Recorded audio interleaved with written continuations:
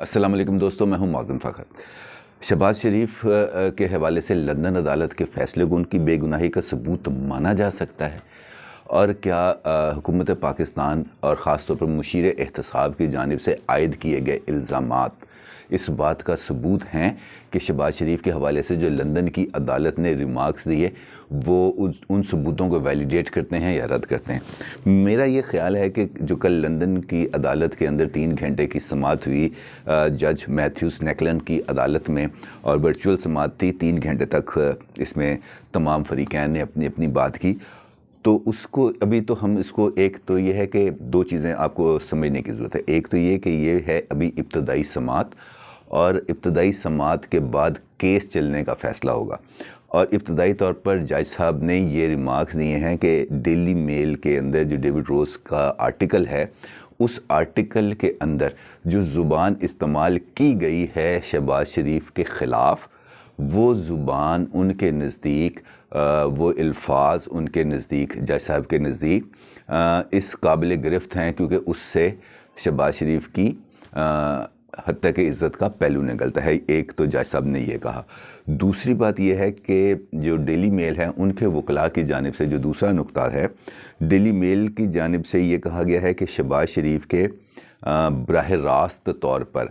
یہ جو رقوم کا لین دین ہے یا وہ جو پیسے آئے تھے وہ وہاں سے نکلے ہیں، اس کے اندر ان کا بظاہر براہ راست کوئی تعلق نظر نہیں آتا۔ یہ ڈیلی میل نے اس بات کا اعتراف کیا۔ البتہ ان کے داماد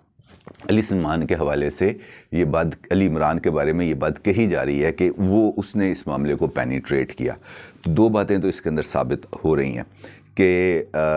شہباز شریف، ڈیلی میل خود کہتے ہیں کہ شہباز شریف پر براہ راست منی لانڈرنگ کا اور پیسوں کی خرد برد کا الزام نہیں ہے، اور اس ڈیلی میل کا یہ کہنا میرا خیال ہے جج کے ریمارک سے زیادہ معنی رکھتا ہے، کیونکہ شہباز شریف کی ایک تو اس حوالے سے بے گناہی کا ڈیلی میل خود اعتراف کر رہا ہے، اور دوسری جانب اب ابتدائی فیصلے کے بعد جو بات اب آئے گی وہ یہ ہے کہ کیا ڈیلی میل اس کارروائی کو اب آگے باضابطہ طور پر چلانا چاہتا ہے یا نہیں چاہتا، یا آؤٹ آف کورٹ سیٹلمنٹ کی طرف جائے گا۔ اب یہ وہ معاملہ ہے جو ڈیلی میل نے خود اس معاملے کو ہینڈل کرنا ہے، لیکن پاکستان میں اس حوالے سے چونکہ ایک ہم لوگ قانون کے پہلوؤں پر غور کرنے کی بجائے صرف میڈیا ٹرائل کرتے ہیں، اور یہی معاملہ شہباز شریف کے اس کیس پر ہوا، بلکہ تمام احتساب کیسز جو اس حکومت کے دور کے اندر شروع ہوئے ہیں ان تمام کے اندر صرف ایک پہلو ہے، اور وہ پہلو یہ ہے کہ ٹرائل کر دیں عدالت کے ٹرائل سے پہلے شروع ہو جاتے ہیں۔ ایک ابھی شکایت کے مرحلے پر ہوتا ہے معاملہ، تو مشیر احتساب شہزاد اکبر صاحب آتے ہیں، بیٹھتے ہیں پی آئی ڈی کے اندر، سرکاری وسائل کا استعمال کرتے ہوئے پریس کانفرنس کرتے ہیں، اور یہ ہیں وہ ثبوت کہہ کے لہرا کے لوگوں کو بتاتے ہیں۔ لیکن اینڈ رزلٹ کیا ہوتا ہے کہ جب وہ معاملہ عدالتی کارروائی میں جانا ہوتا ہے تو ایسا کوئی ثبوت نظر نہیں آتا، اور پھر وہاں پر نیب کے وکلاء آئیں بائیں شائیں کرتے ہوئے نظر آتے ہیں۔ تو ایک تو معاملہ یہ ہے کہ احتساب کو مذاق بنا دیا گیا ہے، خاص طور پر اس حکومت میں بھی، ماضی کی حکومتوں میں بھی یہ ایسے ہی ہوتا تھا کہ احتساب ایک مذاق ہے، صرف ایک ٹول ہے لوگوں کا میڈیا ٹرائل کرنے پر، گرد اڑانے پر، اور ان کو ونڈیکیٹ کرنے پر، ان کو انتقام کا نشانہ بنانے کے لیے استعمال کیا جا رہا ہے۔ کیونکہ پاکستان کے اندر ابھی تک میں نے تو کم از کم نہیں دیکھا کہ کوئی ایسا امپارشل احتساب ہوا ہو کہ مخالفین نے بھی اس کی جو غیر جانبداری ہے اس پر اعتراف کیا ہو۔ تو اسی والے سے میں نے آپ کو یاد ہے کہ میں نے کل کہا تھا کہ ہمیں کہیں نہ کہیں سے کوئی بگننگ کرنی ہے، اور اگر ہم نے صرف ایسے ہی کہہ دیا جس طرح کل عمران خان صاحب نے کہہ دیا تھا الٹا بھی لٹک جائیں تو این آر او نہیں دوں گا، وہ بھائی این آر او دینے یا لینے کی بات آپ سے کہاں پہ کرتی، کس نے کر دی؟ اب جس جگہ جاتے ہیں، خواب میں اٹھتے ہیں، صبح اٹھتے ہیں این آر او نہیں دوں گا، دوپہر کا کھانا کھا کے کلولہ فرماتے ہیں این آر او نہیں دوں گا۔ تو یہ این آر او نہ دیں، آپ کی مہربانی ہے نہ دیں، لیکن یہ سن کے کان پک گئے۔ آپ نے این آر او نہیں دینا نہ دیں، لیکن جو ایویڈنسز آپ کے مشیر احتساب لہراتے رہتے ہیں، کم از کم ان کا احتساب کر لیں، کو پبلکلی نہ کریں، اپنے کمرے میں بلائیں، اپنے پرائم منسٹر آفس میں، اپنے آفیشیل آفس میں بلائیں، ان سے پوچھیں کہ یار تم جو ہر وقت یہ کہتے ہو کہ میرے پاس یہ وسائل ہے، میرے پاس یہ ثبوت ہیں، میرے پاس یہ ٹیٹیاں ہیں، یہ فلانے بینک اکاؤنٹس ہیں، یہ فلانے بینک اکاؤنٹس ہیں، تو یہ عدالت میں ثابت کیوں نہیں کرتے جا کے؟ تو کیا ان کا کام صرف ایسٹ ریکوری یونٹ اور مشیر احتساب کا کام صرف یہ ہے کہ انہوں نے بیٹھ کے مخالفین کی پگڑیاں اچھالنی ہیں؟ اور یہ پگڑیاں اچھالنے والا وتیرہ اس قدر قابل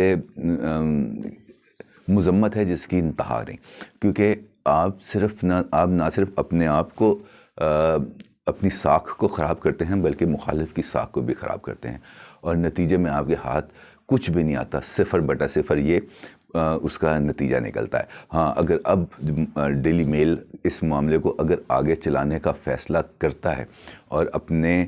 اس کیس کے حوالے سے مزید شواہد لندن کی عدالت میں پیش کرتا ہے، تو وہ پاکستانی عدالتیں بالکل نہیں ہیں۔ وہاں پہ ایسا نہیں ہے کہ وکیل آئے گا وہ کہے گا جی میں چھٹی پہ جا رہا ہوں، یا جج صاحب چھٹی پہ چلے جائیں گے، یا وکلاء کی ہڑتال ہو جائے گی، یا وکلاء بینکنگ کوڈ والا واقعہ آپ کو یاد ہے کہ وکلاء گھسے اور انہوں نے جج صاحب کی، لاہور کی بات کر رہا ہوں، وہ جج صاحب کی اتنی